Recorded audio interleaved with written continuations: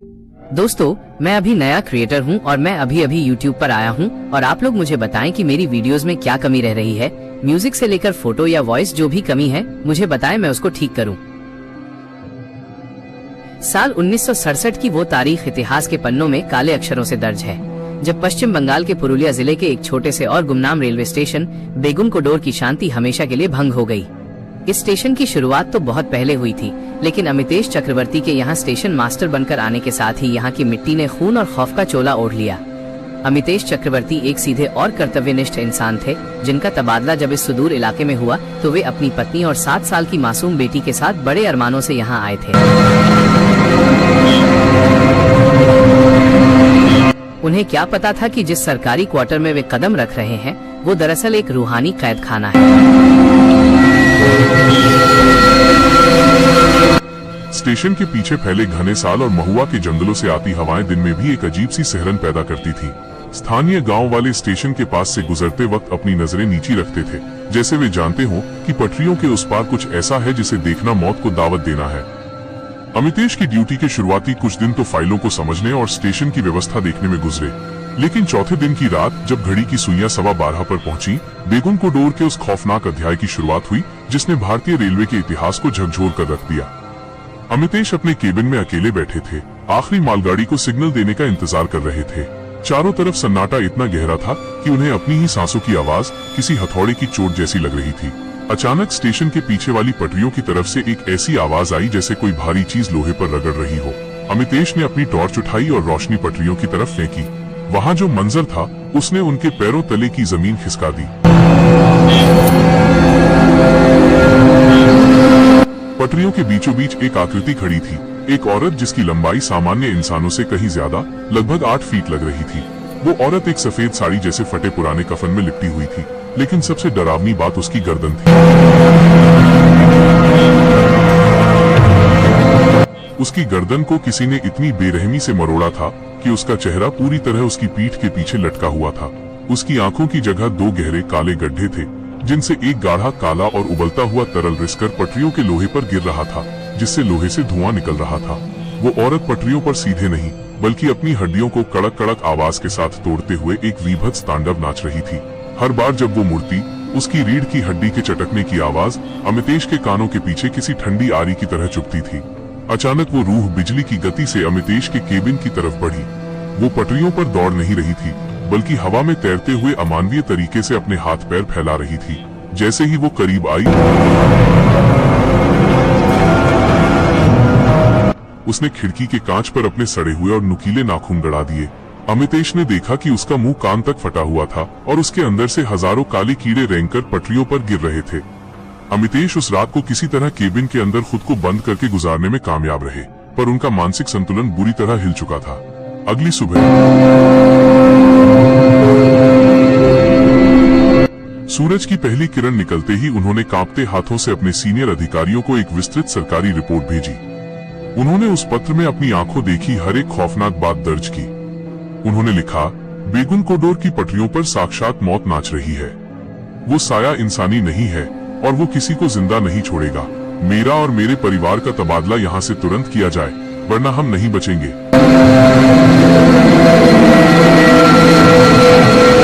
अमितेश को उम्मीद थी कि अधिकारी उनकी जान की कीमत समझेंगे, लेकिन इसके ठीक उलट बड़े अफसरों ने उस रिपोर्ट को एक कमजोर दिल वाले इंसान का वहम और पागलपन करार देकर उसका मजाक उड़ाया।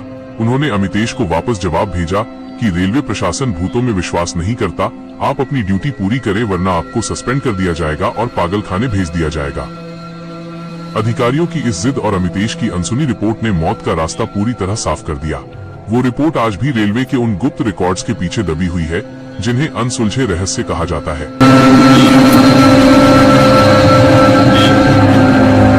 रिपोर्ट भेजने के ठीक 2 दिन बाद वो मनहूस रात आई जिसने बेगुनकोडोर को हमेशा के लिए एक श्मशान में बदल दिया। अगली सुबह जब गांव के कुछ लोग दूध पहुंचाने और रेलवे के कुछ गैंगमैन पटरियों की रूटीन जांच के लिए स्टेशन पहुंचे, तो वहां की खामोशी किसी बड़े हादसे की गवाही दे रही थी।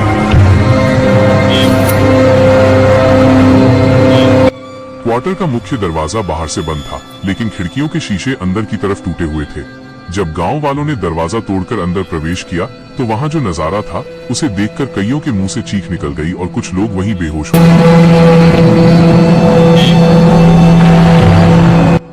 अमितेश चक्रवर्ती, उनकी पत्नी और उनकी 7 साल की बेटी की लाशें क्वार्टर के फर्श पर एक के ऊपर एक पड़ी थी, लेकिन मौत सामान्य नहीं थी। उनके शरीर किसी गीले कपड़े की तरह मरोड़े गए थे। उनकी पसलियां बाहर निकली हुई थीं, उनकी रीढ़ की हड्डियां हजारों टुकड़ों में टूटी हुई थीं और सबसे भयानक बात यह थी कि उन तीनों की गर्दनें ठीक उसी तरह उनकी पीठ के पीछे मुड़ी हुई थीं जैसे उस रूहानी औरत की थी। अमितेश की आंखें खौफ से फटी की फटी रह गई थीं, जिससे साफ पता चलता था कि उन्होंने मौत के आखिरी पल में किसी ऐसी भयानक चीज को देखा था जिसे इंसान बर्दाश्त नहीं कर सकता। गांव वालों को ये समझते देर नहीं लगी कि अधिकारियों की लापरवाही और अमितेश की अनसुनी पुकार ने एक पूरे परिवार को नर्क की आग में झोंक दिया। इस रोंगटे खड़े कर देने वाले सामूहिक हत्याकांड के बाद पूरे इलाके में दहशत फैल गई। किसी भी रेलवे कर्मचारी ने वहां कदम रखने की हिम्मत नहीं की। रेलवे बोर्ड ने आनन फानन में बेगुन कोडोर स्टेशन को शापित और डेथ जोन घोषित कर 1967 में हमेशा के लिए सील कर दिया। अगले 42 सालों तक वो स्टेशन एक वीरान खंडहर बना रहा। स्टेशन की इमारत के पीछे उगी झाड़ियां और पुरानी पटरियों पर जमा जंग इस बात की गवाह थी कि वहां का वक्त रुक चुका है। उन 42 सालों के दौरान कई पैरानॉर्मल इन्वेस्टिगेटर्स और साहसी लोगों ने वहां जाने की कोशिश की, लेकिन जो भी शाम के बाद वहां रुका वो या तो मानसिक संतुलन खो बैठा या फिर उसने दावा किया कि पटरियों के किनारे आज भी वो सफेद साड़ी वाली औरत अमितेश के परिवार की रूहों को घसीटते हुए नाचती है। स्थानीय लोग बताते हैं कि उन सालों में अक्सर रात के सन्नाटे में बंद स्टेशन के केबिन के पीछे से एक छोटी बच्ची के रोने की आवाज आती थी, जो अमितेश की उसी बेटी की थी जिसे बेमौत मारा गया था।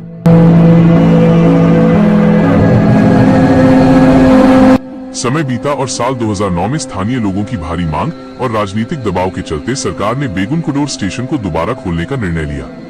ममता बनर्जी के रेल मंत्रित्व काल में इस स्टेशन के पुनरुद्धार के लिए करोड़ों रुपए खर्च किए गए, लेकिन स्टेशन खोलने से पहले वहां के निवासियों ने एक शर्त रखी। स्टेशन पर बड़े पैमाने पर पूजा पाठ, शांति हवन और शुद्धिकरण किया जाना चाहिए। हफ्तों तक चले धार्मिक अनुष्ठानों के बाद बेगुन कोडोर रेलवे स्टेशन को 42 साल बाद दोबारा चालू किया गया। आज वहां पैसेंजर ट्रेनें रुकती हैं, मुसाफिरों की चहल पहल होती है, टिकट काउंटर पर भीड़ दिखती है, लेकिन खौफ का वो पुराना साया आज भी अपनी जगह से टस से मस नहीं हुआ है। आज के स्टेशन मास्टर और कर्मचारी साफ कहते हैं कि भले ही स्टेशन चालू हो गया हो, पर यहाँ के नियम आज भी पुराने हैं। शाम के 5 बजते ही पूरे स्टेशन पर एक अजीब सी रूह कंपा देने वाली ठंडक पसर जाती है। परिंदे अचानक चहकना बंद कर देते हैं और स्टेशन के पीछे वाले पेड़ों पर एक सन्नाटा छा जाता है।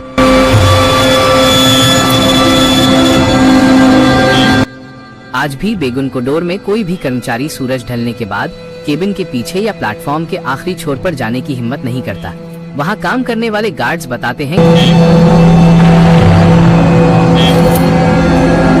आज भी रात के 12 बजे के बाद जब कोई मालगाड़ी तेज रफ्तार से स्टेशन से गुजरती है तो इंजन की तेज रोशनी में पटरियों के किनारे वही सफेद साया आज भी अपनी मरोड़ी हुई गर्दन के साथ ट्रेन की रफ्तार से मुकाबला करता दिखाई देता है। मुसाफिरों का कहना है कि कभी कभी ट्रेन की खिड़की के पीछे उन्हें एक डरावना चेहरा दिखाई देता है जिसके मुंह से कीड़े गिर रहे होते हैं। बेगुन कोडोर आज एक आबाद स्टेशन तो है, पर इसकी आबाद के पीछे अमितेश चक्रवर्ती के परिवार की वो अधूरी दास्तां और वो अनसुनी रिपोर्ट छिपी है, जो याद दिलाती है कि कुछ गलतियां कभी सुधारी नहीं जा सकती। बेगुन कोडोर की पटरियां आज भी रात के अंधेरे में वही 1967 का मातम मनाती हैं, और वह सफेद साड़ी वाली औरत आज भी वहाँ की मिट्टी में रची बसी है, इस इंतजार में कि कोई फिर से उसकी शांति भंग करे और वो अपनी मरोड़ी हुई गर्दन के साथ उसे मौत के उस पार ले जाए जहाँ से कोई वापस नहीं आता।